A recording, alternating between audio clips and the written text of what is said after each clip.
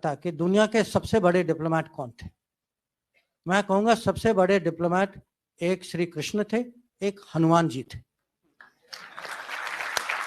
नहीं, और ये बहुत बहुत सीरियस उत्तर दे रहा हूं मैं आपको कि अगर आप उनको कूटनीति के परिप्रेक्ष्य से देखें कि किस सिचुएशन में थे, उनको मिशन क्या दिया गया था, किस तरीके से उन्होंने हैंडल किया था, और हनुमान जी ने तो माने उसके साथ इतना इंटेलिजेंस भी और मिशन के आगे भी बढ़ गए थे। उन्होंने सीता को वो कांटेक्ट भी किया था, पूरी लंका की खबर ली, लंका को जला भी दिया उसके बाद।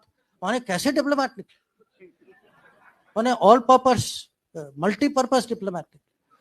तो अगर आज मैं आपको कहूंगा कि दुनिया के 10 स्ट्रेटेजिक कॉन्सेप्ट जो आज की चर्चा में, आज के डिस्कोर्स में 10 बड़े स्ट्रेटेजिक कॉन्सेप्ट जो इंटरनेशनल रिलेशन, मैं हर कॉन्सेप्ट का आपको एक महाभारत में इक्विवेलेंट दे सकता हूं कि अगर आप कहें अरे आज मल्टीपोलर वर्ल्ड है, उस समय भी अगर कुरुक्षेत्र के मैदान में क्या हो रहा था, वो मल्टीपोलर भारत था जिसमें अलग अलग राज्य थे, सबको कहा गया कि आप उनके साथ हैं, मेरे साथ हैं, एक दो नॉन अलाइन निकले बीच में, जैसे बलराम थे या रुक्मा थे, या अब हम कहते हैं कि ये ग्लोबलाइज दुनिया है, इंटरडिपेंडेंस है, हम सब पे ये बाधाएं हैं, कंस्ट्रेंट।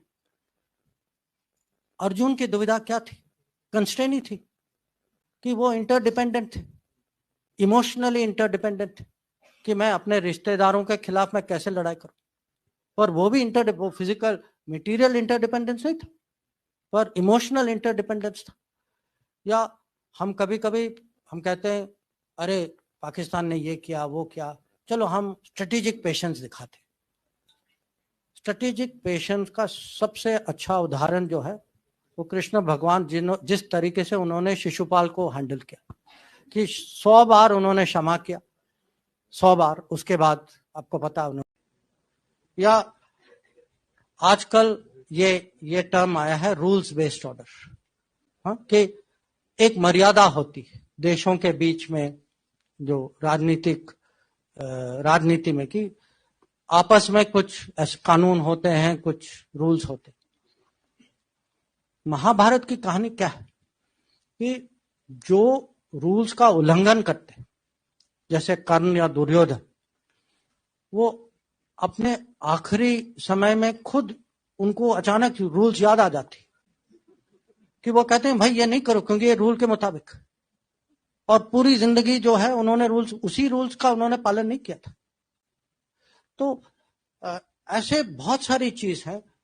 आज हम कभी कभी आपस में हमारी डिबेट होती है कि हमारे खिलाफ हमसे बड़ा देश है। अब ये याद रखिएगा कि पांडव जो है, पांडव कौरव की प्रोपोर्शन जो थी वो 7-11 थी, कि वो छोटी फौज थी, उनके पास छोटी फौज थी पर बड़ी सोच थी, अनुशासन ज्यादा था, क्रिएटिविटी ज्यादा था, इंटेलिजेंस ज्यादा था, और श्री कृष्ण उनके साथ थे। तो और हम कभी कभी रेपुटेशनल कॉस्ट की बात करते हैं कि रेपुटेशन जो है कूटनीति में, राजनीति में भी, जिस पे आप भरोसा, अब भरोसा की मैं क्या कीमत बताऊं आपको, जिस पे भरोसा करते हैं उसकी जो वैल्यू जो है, पार्टी हो, आदमी हो, देश हो, रेपुटेशन की बहुत कीमत होती। और पांडवों की रेपुटेशन जो है कौरव से इतनी अच्छी थी, रेपुटेशन का बहुत फर्क पड़ा। और कभी कभी ये भी है कि जो बड़े गोल, जो लार्जर गुड के लिए कभी लोगों को माने टैक्टिकल एडजस्टमेंट करना पड़ता है। और ये भी इसके बहुत उदाहरण, जो युधिष्ठिर ने अश्वत्थामा के बारे में कहा, या जब अर्जुन ने शिखंडी को आगे किया। अब टेक्निकली आप कहेंगे कि ये गलत चीज किया, पर उन्होंने किया एक कारण के लिए, देखें तो अलग बात थी। तो ऐसी बहुत सारी चीज हैं, जैसे अब स्ट्रेटेजिक डिसेप्शन, जो जब कृष्ण भगवान ने सूर्यास्त का एक किस्म से इल्यूजन क्रिएट किया, तो जयद्रथ को लगा कि वो बच गए। तो मैं आपको ये उदाहरण इसीलिए दे रहा हूं कि कोई भी सिचुएशन हो, कोई भी एनालिसिस हो, हम जो हैं इतनी माने आसानी से ये शब्द लेते हैं, Trojan horse, Achilles heel, Gordian knot. अब ये कहां से आते हैं ये शब्द? किसी और के कथा से आते हैं। अब मुझे उससे कोई दुश्मनी नहीं है, मैं भी वही कथा पढ़ता हूं, मुझे भी उसमें रुचि है, पर मैं हमारे देशवासियों को समझाना चाहता हूं कि भाई आप अपने बारे में भी पढ़िए, इसका भी महत्व समझिए।